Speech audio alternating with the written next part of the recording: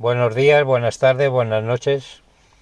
Soy Francisco Casado. Empecé en la acuariofilia a los 13 años con unas Gambusias affinis. Después pasé a tener un poco de todo, las clásicas ensaladeras, hasta que hace unos 35 años aproximadamente empecé en el mundo de los Kilis. Primero con lo más común que había por aquel entonces en España, Aphyosemion garneri, Australe, Cinoledia nigripinis, hasta que recalé en el mundo de los Notobranchus, al cual me dedico casi exclusivamente, aunque siempre tengo alguna otra especie, de algún otro género. Y sobre este género de Notobranchus es el que va a tratar el presente reportaje. Los Notobranchus pertenecen al orden de los Cyprinodontiformes y a la familia Notobranchidae. Están divididos en 4 subgéneros, que son los Zonotobranchus, los más abundantes, Adyniops, Cynobranchus, que son los más grandes, y Apiobranchus, que son los más pequeños y que necesitan infusorios nada más nacer. Están encuadrados dentro de los llamados Kilis, que es una división poco científica y bastante difusa, y su hábitat es exclusivamente en África, casi todos en la parte oriental del continente. Están descritas a día de hoy, que estamos en febrero del 2024, 96 especies, que son prácticamente aceptadas por todo el mundo, aunque en algunas de ellas con discrepancias. Cada especie, o mejor cada población, tiene un código, cuya nomenclatura corresponde o bien al país donde se ha capturado, seguido del año y el número del biotopo o charca que le haya querido poner los integrantes de la expedición, o con las iniciales de los mismos, seguido del año, eso siempre es fijo, y también del número de biotopo. Su existencia está totalmente ligada al proceso de la estación lluviosa en sus lugares de origen. Viven en las charcas que se forman cuando llegan las lluvias, tienen que desarrollarse muy rápidamente en un corto intervalo de tiempo, normalmente 4 o 5 meses, para desovar lo antes posible y que los huevos queden enterrados cuando se secan las charcas en el suelo, que normalmente es arcilloso, y conservará siempre una cierta humedad en el periodo seco. Durante este tiempo que los huevos permanecen enterrados en el suelo, pasarán por varias etapas llamadas diapausas. La diapausa 1 es cuando el huevo está recién puesto y no hay ningún desarrollo embrionario todavía. La diapausa 2 cuando comienza dicho desarrollo, y la 3 cuando ya está totalmente formado el embrión, esperando la llegada de las lluvias o que los mojemos cuando los tenemos en cautividad. Como esto no es una ciencia exacta y la estación lluviosa puede variar de un año a otro, más ahora con el cambio climático, no todos los huevos siguen la misma pauta en su desarrollo. Algunos permanecen en la diapausa 1 un tiempo variable, que puede incluso ser hasta de varios meses o un año, en previsión de que, por ejemplo, lo que había comentado, de que fuesen lluvias muy ligeras o de que incluso ese año no lloviese. Es un mecanismo de adaptación para la supervivencia de la especie, porque si lloviese y se formase una charca muy ligera, los huevos que estén en diapausa 3 nacerán, pero no podrán completar su ciclo biológico y morirán. En cautividad su mantenimiento no presenta grandes problemas, debido precisamente a su adaptación a las variables que se producen en sus biotopos. Aguantan un rango de pH y temperatura, por ejemplo, bastante amplio. Pero otra cosa es mantenerlos con fines reproductivos y de mantenimiento a lo largo de generaciones. En algunas fuentes se asegura que son peces muy fáciles e incluso que son apropiados para iniciarse en la acuariofilia. En mi opinión, ya digo que se pueden tener en un acuario comunitario, pero el mantenerlos con fines a más largo plazo es otra historia.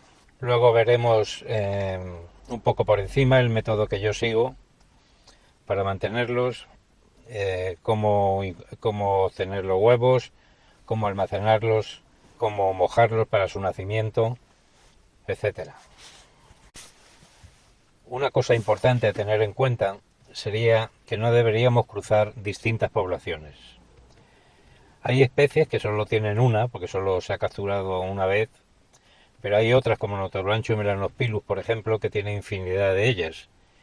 Algunas son coincidentes y se trata del mismo biotopo, pero ante la duda es mejor no cruzar si no estamos seguros de que exactamente es la misma población, para tratar de conservar sus características genéticas lo más fiel posible a sus lugares de origen.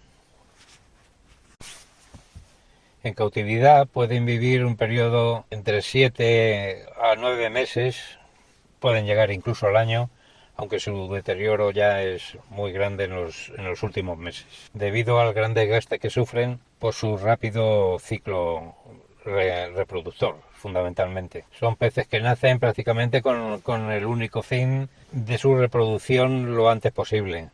En mi método lo que persigo fundamentalmente es la practicidad. Normalmente son recipientes sin plantas para poderlo manejar mejor. Es buscar un punto intermedio entre sus necesidades en sus lugares de origen y la practicidad de su mantenimiento en cautividad. Desde hace más de 10 años administro el grupo de mantenimiento de Notobranchus, el NMG, que es un grupo internacional dedicado precisamente a eso, a tratar de mantener, por lo menos en el hobby, el mayor número de especies posibles, y al final de la charla está la dirección por si alguno está interesado en participar. El objetivo es ese, el tratar de mantener especies y, por qué no, pues en un futuro o en algún trabajo que se realice, poderlos introducir o reintroducir en sus hábitats de especies que hayan desaparecido. En este sentido hay algún trabajo en marcha ya, como el de Belanagi en la República Democrática del Congo con el Notobranchus polli, junto con los nativos del lugar, o Pierre Larousse en Malawi con el Notobranchus wachersi. La especie que llevo más tiempo manteniendo es el Notobranchus rubro reticulatus, que lo capturó Francisco Malumbres en 2005, junto con Ruth Wildecan, Brian Waters y Javi Guerra, otro español, y desde entonces lo estoy manteniendo año tras año. Es una de las joyas de la colección. Vive en el Chad y desde entonces, desde el 2005, como digo, no se ha vuelto a capturar. Y estos son a grandes rasgos los Notobranchus. Es un mundillo tremendamente dinámico. Basta con pensar que sus charcas se forman cerca normalmente de los ríos, de los grandes ríos en África, y que la extensión de las lluvias puede ser tan grande algunas veces que comunique varias de ellas, con el consiguiente desplazamiento de especies a otros sitios que no existían. Es muy complicado, sobre todo en sistemática, el determinar el origen de las especies de Notobranchus y su evolución.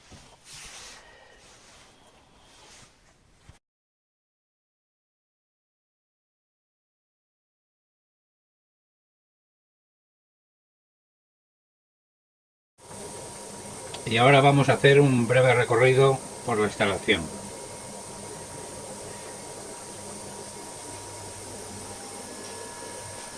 Ese es el compresor que alimenta todos los acuarios y recipientes. La instalación consta de menor a mayor capacidad de estos acuaritos de 1 a 2 litros, que son donde están las crías prácticamente recién nacidas.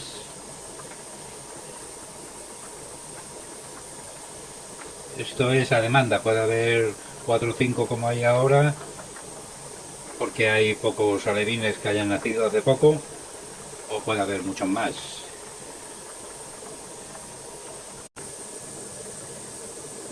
Después pasan a estos otros de 8 litros. Las crías ya cuando tienen aproximadamente 1 centímetro.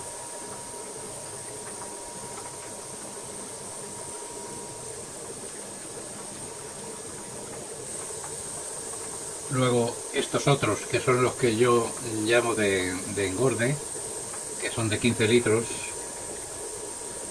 que aquí ya son los peces semiadultos o adultos del todo, y aquí los tengo hasta que pasen a los acuarios de desove.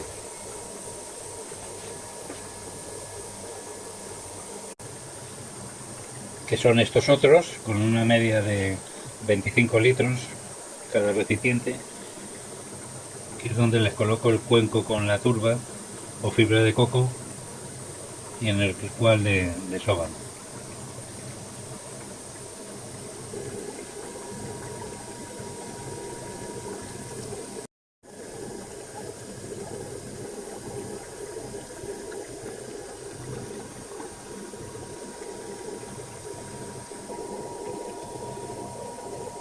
Ahí se puede ver una hembra de Notobranchus rosentoki repleta de huevos.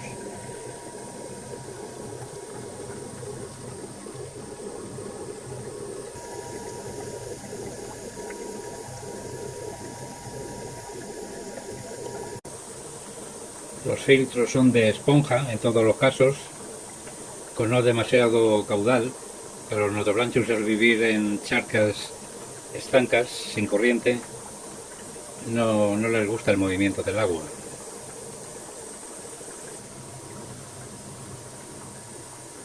Utilizo cables calefactores, como se observan por debajo de todos los recipientes y acuarios.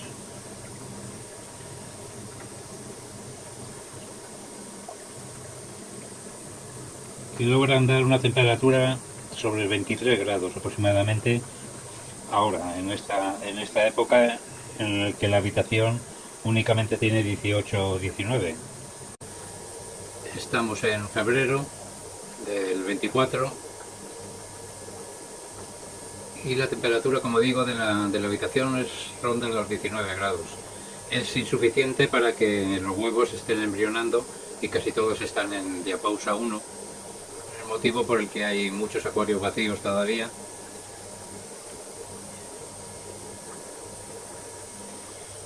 Pero alguna especie hay de todas formas. Estos son Notobranchus usanguensis.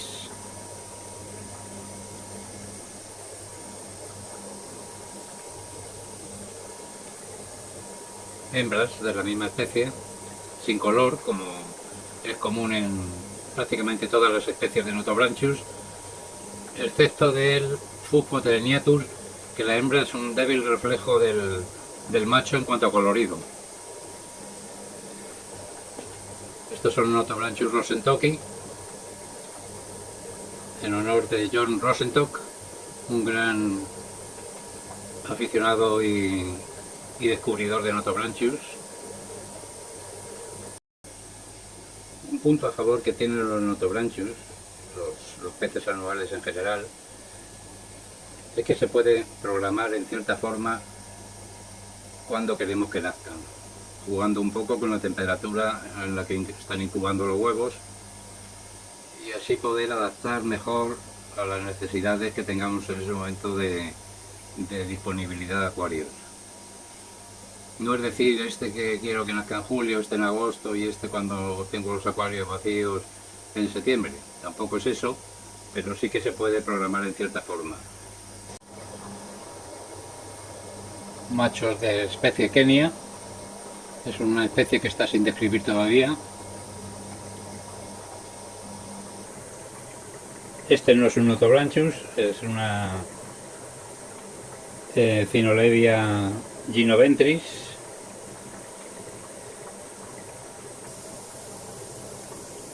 Prácticamente todo lo que tengo son Notobranchus, pero siempre me gusta tener alguna otra especie, sobre todo de anuales.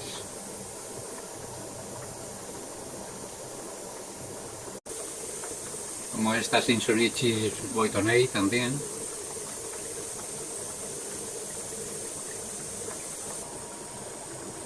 Este es un Notobrancho de Guernsey, 3 machos y una hembra.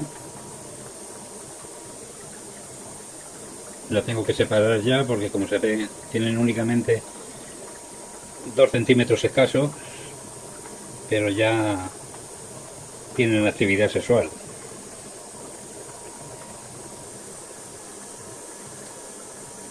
Cría sin definir el sexo todavía de Notobranchus nikiforovi.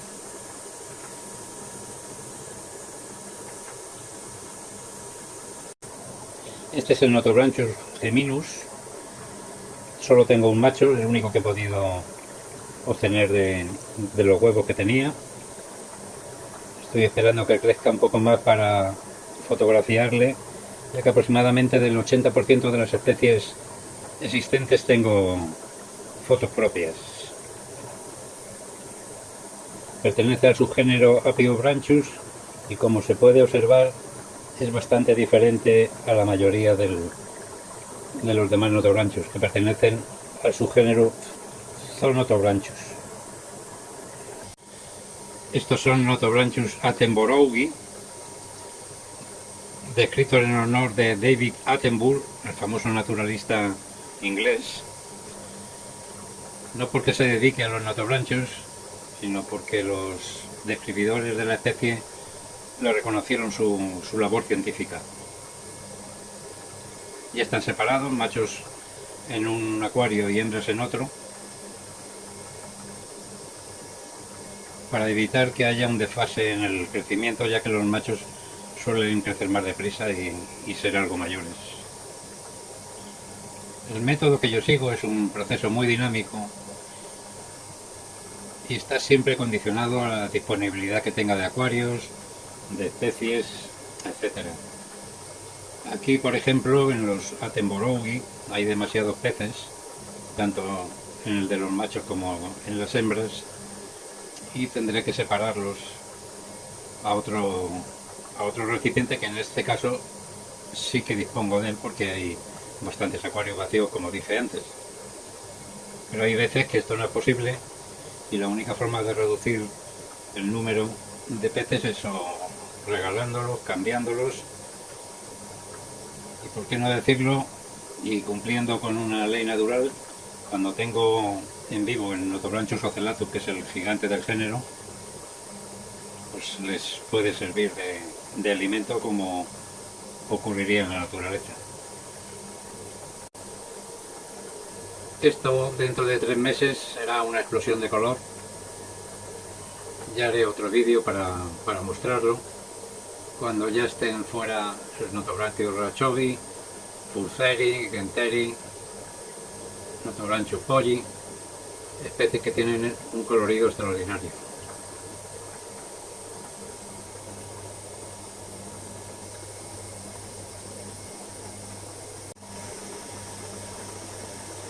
El total de acuarios o recipientes que tengo actualmente es sobre unos 40, sin contar los pequeños de 1 o 2 litros.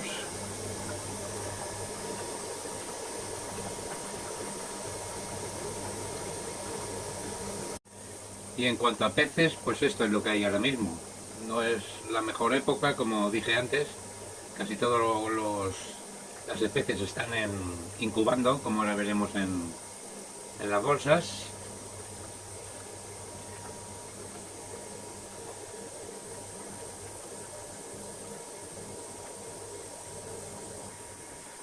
Y aquí es donde almaceno los huevos.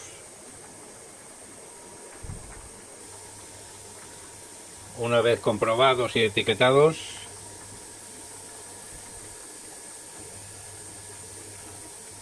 los guardo aquí para que incuben. Llevan puesto el nombre de la especie, la fecha en que se han recolectado y una marca con una estimación de la cantidad que puede haber. Habrá actualmente unas 90 bolsas de huevos. La mayoría, como digo, en diapausa 1, pero pronto empezarán a embrionar, con el problema de que lo harán casi todos a la vez, porque no me gusta forzarlos. Hay aficionados que que usan incubadoras incluso para abreviar el tiempo de incubación, pero no soy partidario de esa técnica. La alimentación que les doy, la base es principalmente la larva roja de mosquito, bien viva, si hay disponible, como en este caso, y si no, congelada. La artemia imprescindible para los alevines y no tan alevines. Cultivos de gusanos grindal y de enquitreidos.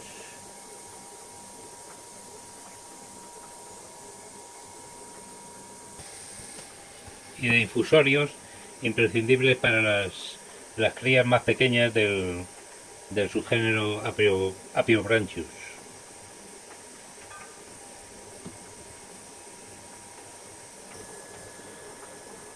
Y este es un poco el resumen de la instalación. Una instalación poco estética, de trabajo, que lo que busco, como digo en otra parte del reportaje, es que sea práctica, fácil acceso a las llaves, y la estética tiene un papel secundario.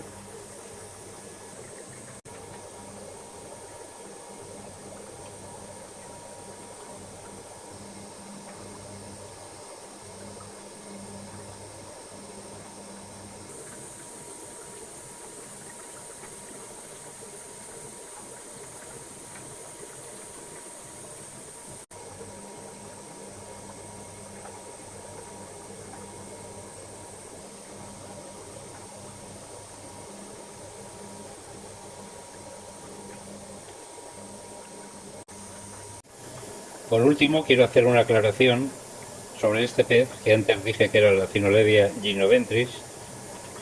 Se nota que no es mi especialidad, los anuales sudamericanos. En realidad ahora está descrita como Austroledia gynoventris.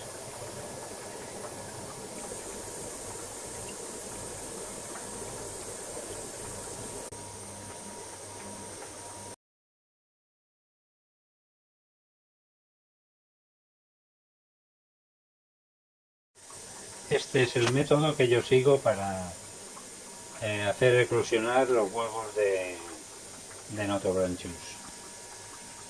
Un recipiente de 1 litro con agua, la turba que tiene los huevos, en este caso es la especie Nikiforoi, una pastilla de oxígeno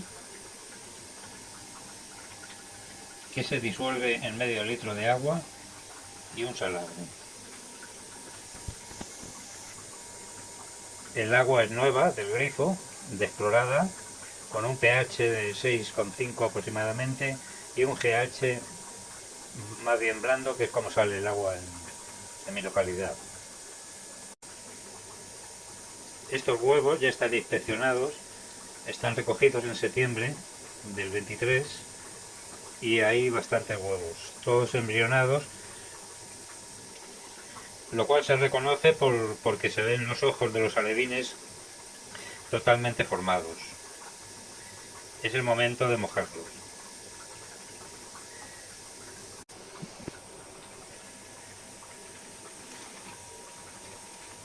Se vierte la turba en el agua.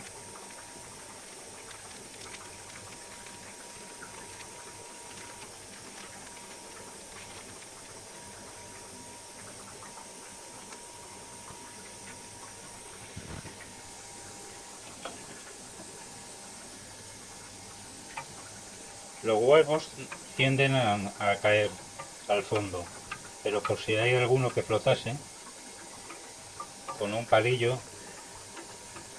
lo remuevo para que no quede ninguno en la superficie, porque esto se va ahora con el salabre a recoger los restos de turba que flotan.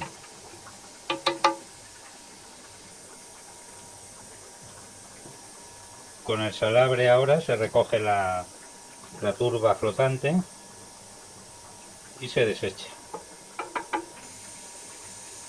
Lo repito otra vez, la misma operación,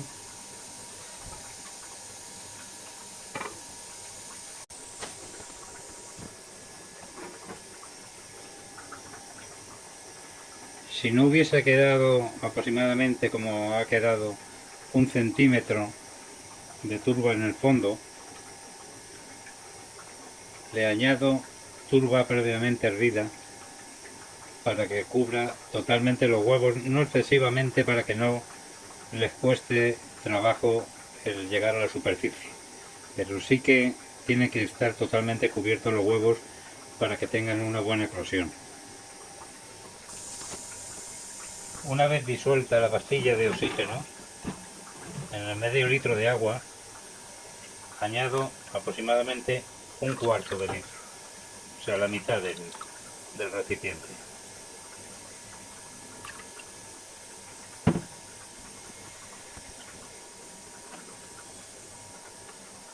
Y se vuelve a remover con el palillo para que quede uniformemente repartido el agua con el oxígeno. Con la adición de oxígeno al agua del nacimiento nos evitamos prácticamente en un 90% de los casos la aparición de los llamados rampantes, que son alevines que no pueden llegar a nadar libremente porque no desarrollan o no inflan la vejiga natatoria cuando nacen.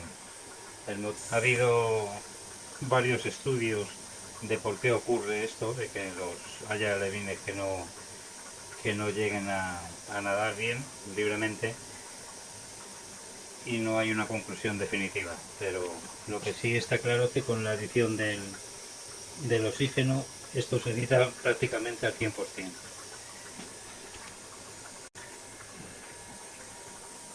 Vuelvo a pasar por última vez el salabre.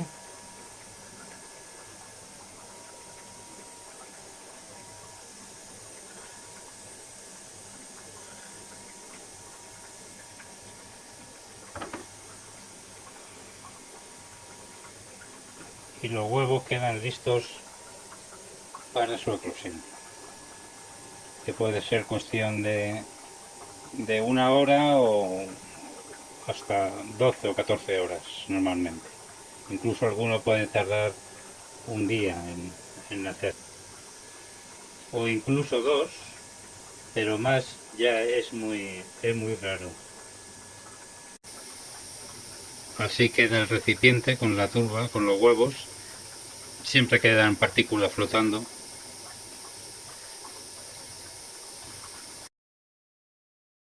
Han transcurrido ya 10 horas desde que se mojaron los huevos. Todavía hay partículas de turba flotando que caerán al fondo dentro de poco. Se observan alevines ya nadando libremente.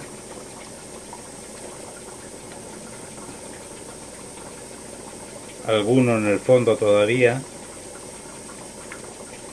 No sé si se aprecian porque el equipo fotográfico no es el más adecuado para esto.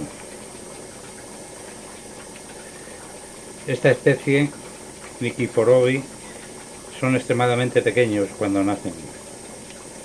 Entonces no van a comer directamente de artemia los primeros días, tendrá que ser a base de infusorios.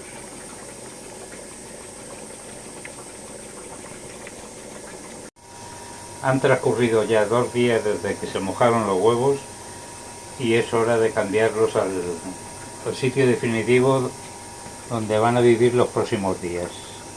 Simplemente lo que hago es verterlo con mucho cuidado el agua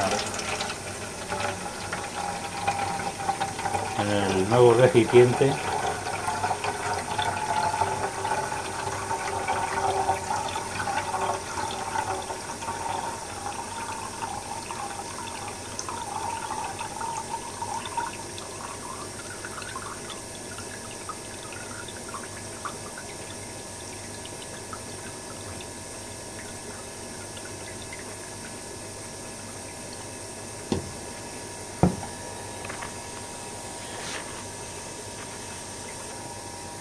Como seguramente ha quedado algún alevín,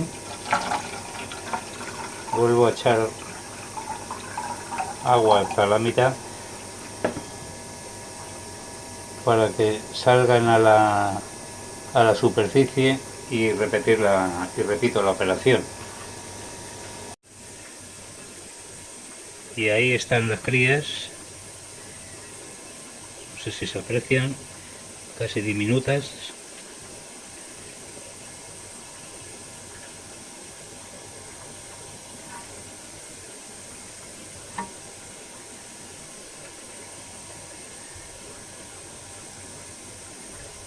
Hay aproximadamente unas 20.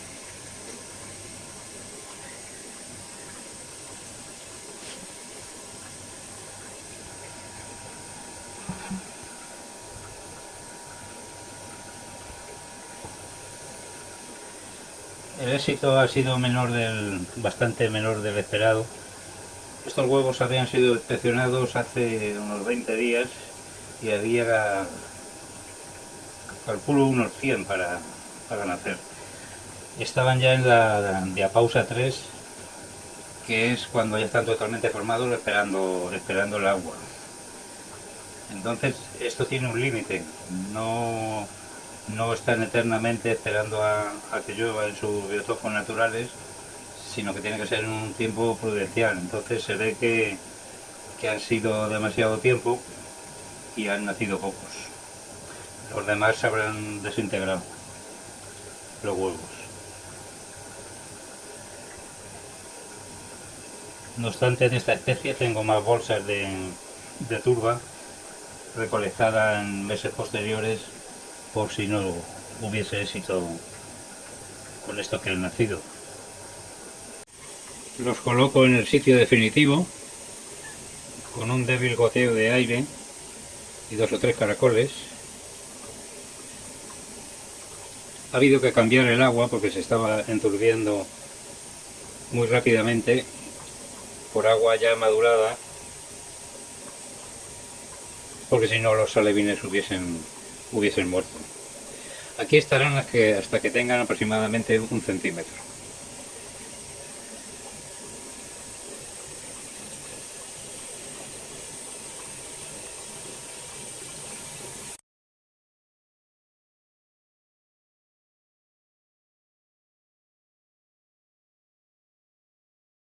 Ahora vamos a ver el proceso que sigo para extraer los huevos de los cuencos donde han estado desovando normalmente una semana. En este caso se trata del Notobranchus usanguensis, que consistirá simplemente en verter el agua en una cubeta y recoger en el salabre la turba, o fibra de coco en este caso.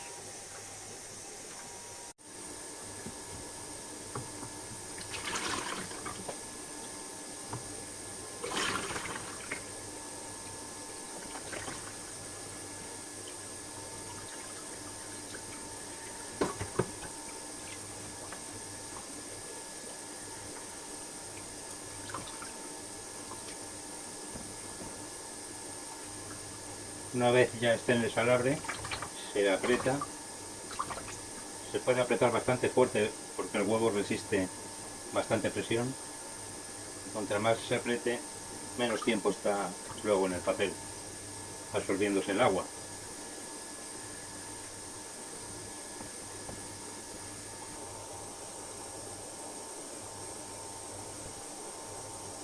Se extiende en el papel de periódico.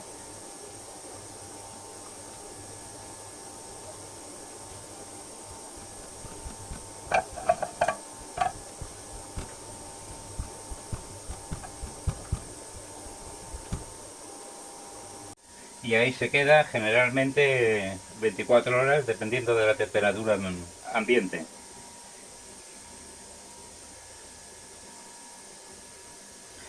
El grado de humedad conveniente teóricamente debería variar de unas especies a otras dependiendo de que en su hábitat natural el suelo esté más o menos tiempo sin lluvia, o sea, más tiempo seco o menos. Yo en la práctica no he notado apenas diferencia entre dejarla más húmeda o menos húmeda. Cuando empecé con los Notobranchus, una de mis primeras preguntas a los expertos fue qué grado de humedad había que dejar la turba para conservar los huevos. Y por entonces se decía que para los de más larga incubación la textura sería la del tabaco rubio y la de más corta el de tabaco negro.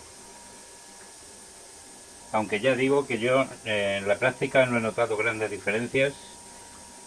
Ha habido huevos de muy larga incubación como el Rubro reticulatus o Rachobi, que han embrionado más o menos en el mismo tiempo, independientemente de la textura y de la humedad de la turba. Han pasado ya algo más de 12 horas. Se observan los huevos perfectamente en la superficie. Hay bastantes, lo que indica que en el conjunto debe haber una apreciable cantidad. Y la textura para esta especie, que no necesita una incubación muy larga, es más que suficiente. Ahora meto los huevos en las bolsas de plástico. Será provisional, porque al cabo de 10 días es cuando los reviso definitivamente, porque parte de los huevos que ahora mismo se ven pueden o no estar fecundados o estropearse. Entonces anoto la especie, la fecha y la cantidad estimada de huevos que puede haber. Para no llevarnos la sorpresa después de que creíamos que había muchos huevos y a lo mejor hay muy pocos. Es como cuando recibimos huevos por correo, que recibimos prácticamente turba, algunas veces. No muchas, pero pasa. Puede ser por varias cosas, porque no estuviesen fecundados cuando los embolsaron, o porque simplemente se hayan estropeado. Yo prefiero pensar esto último, porque hay motivos desconocidos por los que los huevos desaparecen en la turba, incluso estando embrionados. En los Notobranchus es bastante importante el factor suerte. Entonces, contra menos papeletas llevemos para que evitarnos sorpresas, mejor. Y en cuestión de esto, de que los huevos esté el mayor número de ellos conservados en buen estado, pues sería evitar la polución, que la turba no haya estado en contacto con la comida.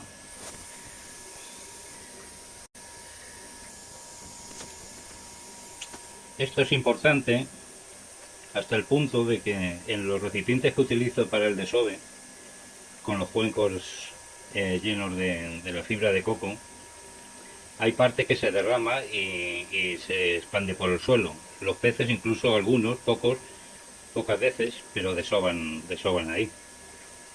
Pues esos huevos de esa turba prácticamente se puede dar por asegurado que se van a estropear. Hasta el punto de que yo los desecho y ni siquiera los guardo. Y esto ha sido todo. Ha sido mostrar un poco por encima mi método de cría y mantenimiento de Notobranchus. Un método casi artesanal con el que llevo mucho tiempo y que me ha dado buenos resultados. Al ser un género tan específico de peces, posiblemente han quedado más dudas que certezas, pero bueno, mi intención ha sido el aclarar un poco este mundillo. Es un método como puede haber tantos otros con el mismo o con mejor resultado, sin duda.